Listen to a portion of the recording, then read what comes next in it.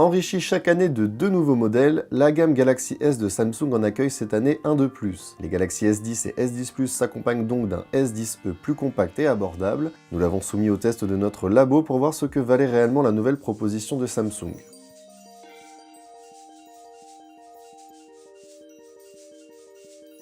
Moins sophistiqué que les autres modèles de la série, le Galaxy S10e n'en demeure pas moins agréable à utiliser. Ces dimensions y sont évidemment pour beaucoup puisqu'elles permettent même de l'utiliser facilement d'une seule main. On note également que l'écran incurvé des S10 et S10 Plus a été abandonné et laisse place à un cadre plus épais et très arrondi qui permet une préhension ferme et assurée. Et Samsung en profite pour intégrer un lecteur d'empreintes assez pratique sur le flanc droit, bien qu'il soit un peu trop haut placé. Vers l'arrière, le cadre métallique rencontre une vitre en Gorilla Glass 5, de laquelle dépasse très légèrement le bloc photo. Rien de gênant, l'ensemble a de plus l'air bien construit et inclut aussi une connectique complète avec un port USB-C et une prise jack. Malgré ses dimensions, le Galaxy S10e inclut un écran Super AMOLED de 5,8 pouces, il présente une définition Full HD+, suffisante pour tous les usages, ainsi que des couleurs très fidèles à la réalité.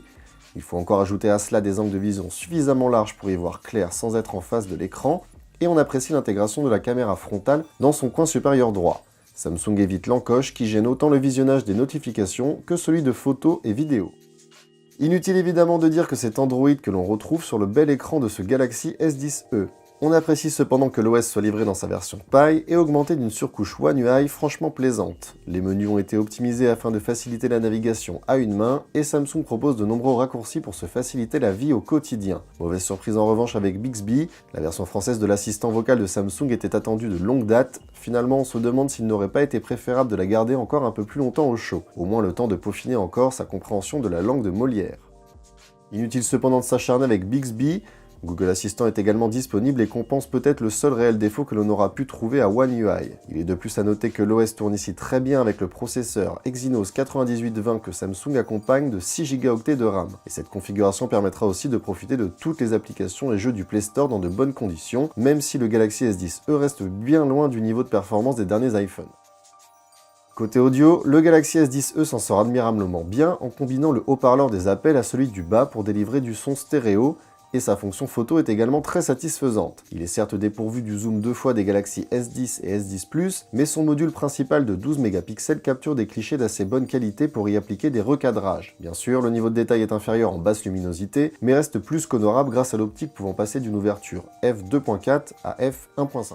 Elle peut ainsi capter plus de lumière. On trouve par ailleurs un second module photo au dos du Galaxy S10e.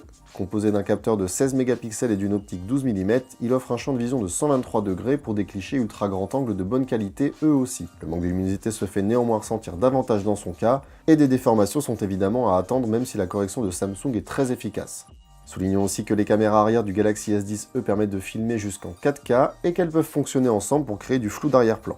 Cette fonction est évidemment à trouver au sein du mode portrait, dont il est d'ailleurs possible de profiter avec l'unique caméra avant. Elle s'appuie pour sa part sur un capteur de 10 mégapixels dont on apprécie surtout la fonction Dual Pixel pour l'autofocus. Il est ainsi possible de trouver un maximum de détails sur les selfies, peu importe la distance du visage, et ce capteur est d'ailleurs capable d'en saisir un bon paquet. La qualité des selfies est donc un autre point à la faveur du Galaxy S10e, et le petit flagship de Samsung propose encore avec ça une excellente qualité de réception 4G, 3G et 2G, ainsi qu'une autonomie satisfaisante. Il ne faudra toutefois pas espérer tenir plus d'une journée en utilisation intensive, mais son véritable problème est plutôt à chercher dans la concurrence qu'il devra affronter. L'iPhone XR le devance sur le terrain des performances, et l'on ne peut que conseiller aux amateurs de photos d'aller voir du côté du nouveau Huawei P30 avant de sortir leur carte bleue.